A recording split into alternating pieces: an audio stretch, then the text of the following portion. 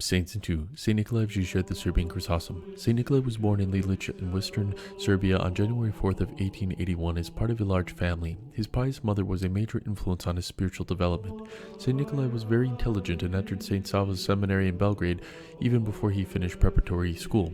After graduating from seminary, he earned 2 doctoral degrees but fell ill. He vowed to serve God for the rest of his life if he recovered, and was then tonsured and also ordained to the holy priesthood on December 20th of 1909. In 1910, he went to study at the Theological Academy in St. Petersburg. The provost asked him why he had come. He replied, "I wanted to be a shepherd. As a child I tended my father's sheep. Now that I'm a man, I wish to tend the rational flock of my heavenly Father. I believe that this is the way that has been shown to me."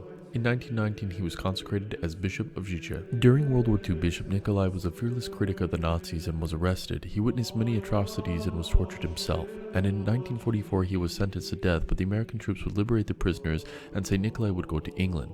In 1946, he went to America and had a rigorous schedule in spite of his health problems, which increased by his time in Dachau.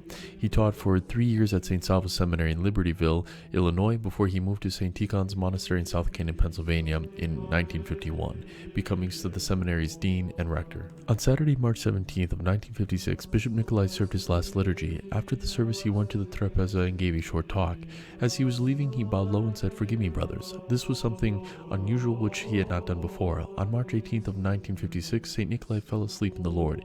He was found in his room kneeling in an attitude of prayer. He was buried at St. Sava's Monastery in Libertyville, Illinois, and in April of 1991, his relics were transferred to Serbia. There he was buried next to his friend and disciple, Father Justin Popovich. St. Nikolai left behind many spiritual treasures, such as the prologue from Ohrid, the life of St. Sava, and the treasury of Serbian spirituality, and other writings which are a great benefit for the whole church. He thought of his writings as silent sermons addressed to people who would never hear him preach.